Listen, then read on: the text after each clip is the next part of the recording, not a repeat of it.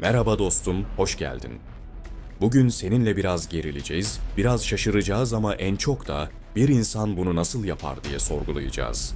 Çayını kahveni al, arkana yaslan. Çünkü anlatacağım hikaye öyle korku filmlerindeki gibi hayali canavarlarla değil, bizzat aramızda dolaşan, belki de yolda selamlaştığımız türden bir canavarla ilgili. Yerimiz Karadeniz. Yeşilin her tonunun olduğu o huzurlu, sisli tepelerin diyarı Ordu. Yıl 2018. Ordu'nun Akkuş ve Ünye ilçelerinde, o sessiz sakin köylerde birbiri ardına garip olaylar yaşanmaya başlıyor. Ama öyle böyle değil. Yaşlı insanlar evlerinde yanarak can veriyor, kimisi tüp zehirlenmesi denilip geçiliyor. Herkes, ne kadar çok kaza oluyor bu ara, üzerimizde bir uğursuzluk mu var diye fısıldaşırken, aslında o sisin içinde, elinde plastik kelepçeleri ve askeri kamuflajıyla dolaşan bir seri katilin olduğunu kimse bilmiyordu. Hazırsan, Ordu'nun o sisli yollarına girelim ve Türkiye'nin en kan donduran seri katillerinden biri olan Mehmet Ali Çayıroğlu'nun, namı diğer Ordu canavarının hikayesine başlayalım. Hikayemiz 2018'in başlarına, Şubat ayına gidiyor, Ünye'deyiz. Nuri ve Lütfiye Usluoğlu çifti var. Kendi hallerinde kimseye zararı olmayan yaşlı bir çift. 24 Şubat gecesi evlerinde çıkan bir yangınla feci şekilde can veriyorlar. Jandarma geliyor, inceleme yapılıyor. İlk bakışta her şey o kadar kaza gibi duruyor ki, soba devrildi, elektrik kontağı yaptı derken dosya yangın kazası olarak rafa kalkıyor. Kimsenin aklına cinayet gelmiyor. Neden gelsin ki? Kapı zorlanmamış, düşmanları yok. Ama o dosya orada kapanırken aslında katilimiz Mehmet Ali Çayıroğlu ilk denemesini yapmış ve başarmanın verdiği o korkunç özgüvenle listesine yeni isimler eklemeye başlamış bile. Aradan 2 ay geçiyor, tarihler 8 Nisan 2018'i gösteriyor, bu sefer adres Akkuş, Ormancık Köyü. Kurbanımız 70 yaşındaki Dursun Kurt. Dursun amca da yalnız yaşıyor, hayvanları var, kendi yağında kavruluyor. Bir gece yarısı o köyün derin sessizliğini yine alevlerin çıtırtısı bozuyor. Dursun Kurt'un evi içindeki her şeyle birlikte kül oluyor. Ertesi sabah köylüler enkazın başında toplanıyor. Vah vah diyorlar, Dursun amca da yanarak gitti. Yine raporlara yangın yazılıyor, yine kaza deniliyor. Katil o kadar zeki, o kadar soğukkanlı ki arkasında parmak izi bırakmıyor, boğuşma izi bırakmıyor. Ateş tüm delilleri yutup yok ediyor, olaylar sadece yangınla sınırlı kalmıyor. Mayıs ayına geliyoruz. Bu sefer sahneye Şeker Köseoğlu çıkıyor. 64 yaşında, Dağyolu köyünde yaşayan bir teyzemiz. Şeker teyze biraz daha farklı çünkü o kayboluyor. 3 Mayıs günü Şeker Köseoğlu sırra kadem basıyor. Evde her şey yerli yerinde ama ne Şeker teyze var ne de ahırdaki hayvanlar. İşte burada işin rengi biraz değişmeye başlıyor. Çünkü kaza diyebileceğiniz bir ceset yok ortada. Ailesi, özellikle oğlu Recai Bey, işin peşini bırakmıyor. Hatta olay o kadar büyüyor ki tüm Türkiye'nin yakından bildiği Müge Anlı'nın programına kadar taşınıyor konu. İnsanlar ekran başında "Bu kadın nereye gitti?" diye sorarken, aslında katilimiz Mehmet Ali Çayıroğlu da ekran başında. Evet, yanlış duymadın. Bu adam işlediği cinayetlerin soruşturmasını televizyondan takip edecek kadar cüretkar. Hatta telefonunda daha sonra Müge Anlı'nın o bölümlerinin fotoğrafları bulunacak. Düşünebiliyor musun soğukkanlılığı? Kendi arandığı programı izleyip "Acaba beni bulabilecekler mi?" diye analiz yapıyor. Şeker Köseoğlu'nun cansız bedeni kaybolduktan tam 8 gün sonra köyünden kilometrelerce uzakta bir ormanda bulunuyor. Ama bu sefer yangın değil, silahla vurulmuş. Artık köylülerin içindeki o kaza inancı yerini korkunç bir şüpheye bırakıyor.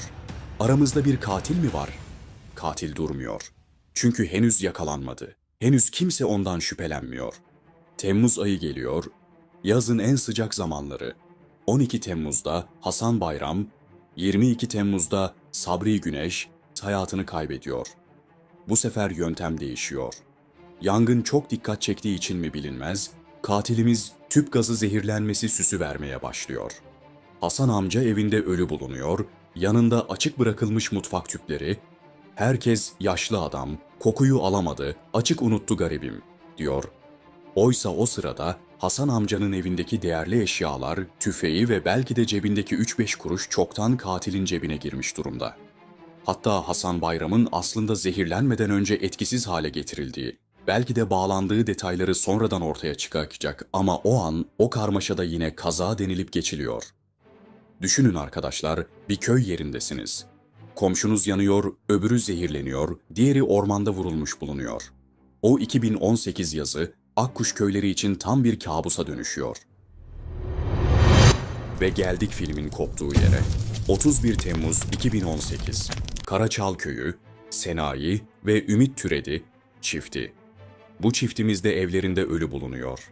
Sebep? Yine mutfak tüpünden sızan gaz. Ama bu sefer jandarmanın dikkatini çeken bir detay var. Bu insanlar o kadar da yaşlı değil, bilinçli insanlar. İkisinin birden tüpü açık unutup zehirlenmesi şüpheli geliyor. Jandarma ve savcılık bu sefer işi sıkı tutuyor. Bu kadar tesadüf fazla diyorlar. Ve dedektifler en klasik yöntemi kullanıyor, teknoloji. Ölen çiftin cep telefonu ortada yok. Jandarma hemen sinyal takibine başlıyor. Bu telefon nerede, en son kiminle sinyal verdi ve bingo! Telefonun sinyali bizim o efendi, görünümlü, hayvan ticaretiyle uğraşan, köylülerin Mehmet Ali diye bildiği adamın evinden, hatta bizzat cebinden geliyor. Jandarma ekipleri Mehmet Ali Çayıroğlu'nun Akkuş'taki evine, daha doğrusu çiftliğine bir baskın düzenliyor. Ve içeri girdiklerinde gördükleri manzara, bu adamın sadece bir hırsız değil, profesyonel bir ölüm makinesi olduğunu kanıtlıyor. Evden neler çıkıyor biliyor musun? Senayi ve Ümit Türedi çiftinin kayıp telefonu. Daha önce ölen Sabri Güneş'in tüfeği, Hasan Bayram'ın tüfeği. Ve en önemlisi, Şeker Köseoğlu'nun kaybolan o buzağısı.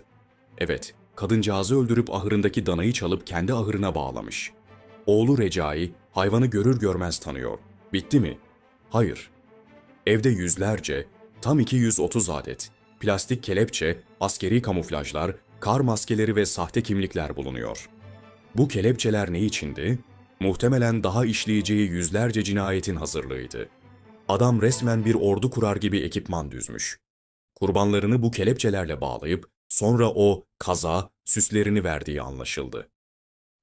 Peki kim bu Mehmet Ali Çayıroğlu?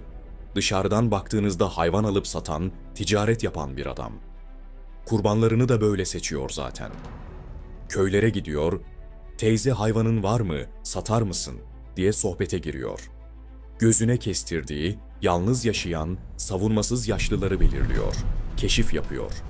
Ve gece olduğunda o sisli ormanların avantajını kullanıp kamuflajlarını giyip avına gidiyor. Amacı ne? Para, hayvan, silah. Bazen 3-5 kuruş için, bazen bir inek için insanları yakıyor. Mahkemede ne dedi dersiniz? Klasik bir seri katil savunması. "Ben yapmadım, suçsuzum, bana iftira atılıyor." O kadar delile, evinden çıkan eşyalara rağmen inkar etti. Ama adalet geç de olsa tecelli etti. Mehmet Ali Çayıroğlu 8 kişinin öldürülmesiyle ilgili yargılandı. Toplamda 12 kişiyi öldürdüğü düşünülüyor. 5 kez ağırlaştırılmış müebbet ve onlarca yıl hapis cezası aldı. Bu hikayeden çıkaracağımız ne var dostlar? Birincisi, kötülüğün bazen ne kadar sıradan göründüğü. Bu adam köylülerin içine giren, çaylarını içen biriydi. İkincisi, kırsal kesimdeki yaşlılarımızın ne kadar savunmasız olduğu. Onlar o evlerde hatıralarıyla yaşarken bir canavarın hedefi olabiliyorlar. Bugün o köylerde yine dumanlar tütüyor bacalardan, yine sis çöküyor tepelere ama artık herkes kapısını bir tık daha sıkı kilitliyor. Çünkü ordu canavarı yakalansa da o korku hafızalara kazındı bir kere.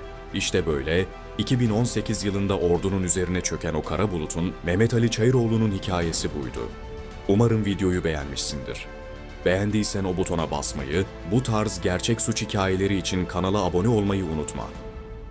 Bir sonraki videoda yine karanlık bir köşeye ışık tutmak üzere kendine çok iyi bak. Hoşça kal.